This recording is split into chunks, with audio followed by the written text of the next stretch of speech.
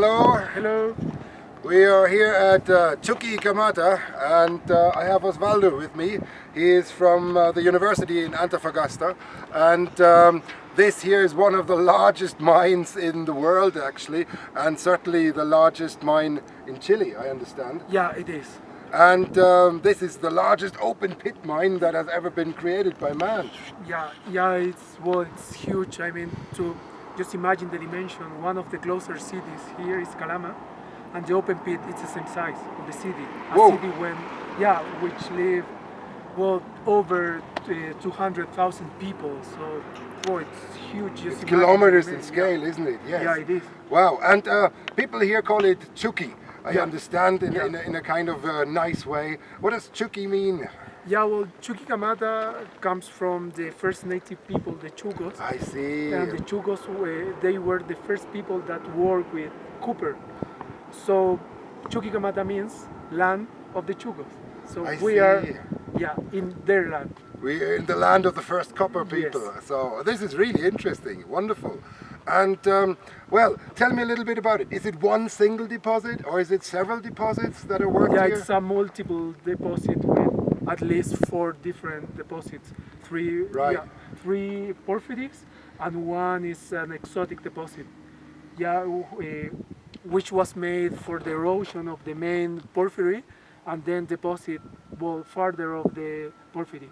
And because secondary processes like erosion, like rain and then evaporation, the copper just goes straight to the surface. So it's a totally different kind of deposit.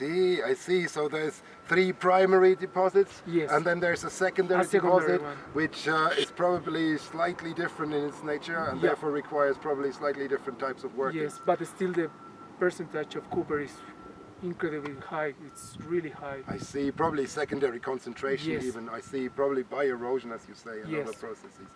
Amazing. And I think we can see some of the spoil heaps just in the background there to give us a dimension or feeling for the dimension of the operation here. And well, I understand that it's now commercially worked for something like 100 years? Is Yeah, that close right? to 100, yeah. Okay, and do you know how much copper is produced here on an annual basis? Well, I think it's 1 billion of tons. 1 million tons. Yeah, 1 million tons of all the copper. Wow, I read that about 50 years ago they had about 300,000 tons, and now it's 1 million. So Yeah, just imagine the dimension. the dimension is incredible. Yes, so they might even be expanding. Is there any projections of how much copper reserves we have here? Yeah, well, the researchers here expect 100 years of resources. Another 100 years of close to 1 million tons per year. Yes. Whoa, can you get a sense for that? This Yeah. is an enormous And not scale. only copper and secondary elements like molybdenum, zinc, and iron. So yeah, and even in some places some gold. So I see, but so gold mainly, as well. mainly copper. Copper, probably molybdenum, and Yeah. iron and zinc is Zinc. probably more secondary. Yes, I but see. still it's a lot of amount of Yeah, I can those imagine. elements. So, I understand that in the early 1970s, the whole operation here was moved from a commercial basis to a governmentally run Yes. situation. Is that right? Yeah.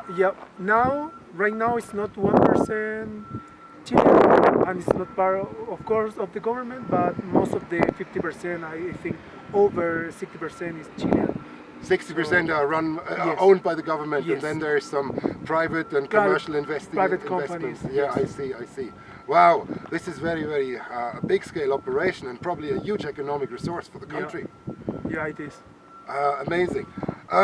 There was a settlement here back in the old days, I understand, and we still see some of the abandoned houses here. Can you tell me a little bit more about that? Yeah, well, that story is one of the sad stories here. A lot of generation, grew up here, and yeah, they were moved for the company to Calama. Oh, I Yeah, see. because they found some deposits under the settlement, and also for the company was cheaper. Just put the spoil heaps? spoil heaps there over on the houses. Oh, I see. So just imagine, some people never will see their houses again. Yes, I get a sense. I also understand there was a very well developed infrastructure here. There was a hospital and other features like that. Yeah, indeed. Actually, the hospital of Chuquicamata was one of the most modern hospital in Latin America. So I see. And all of this has been closed down and abandoned, basically. Abandoned, yeah. Right, I see.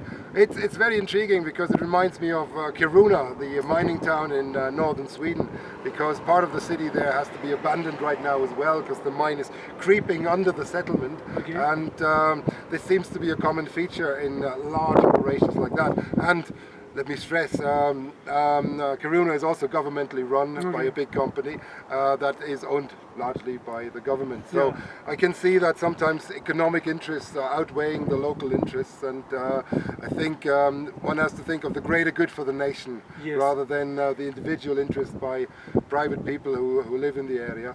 Well, of course, I understand it can be discussed, and it is probably sad on a personal level, but the economy, I think, is thriving here, and this will be returning profits back to the government and therefore to the country. In the end you have a country to manage. So yes, you have a country to manage, I guess, that's it. So, fantastic. Well, thank you very much for the information, and thank you for your insight here. So, I say, well, thank you to our audience as well for joining us, and we will hope for a short drive around the area here, which we shall also record. And I say bye-bye for now, and all the very best. Thanks for joining again. Bye, thank you. Thanks, Osvaldo. Thank you.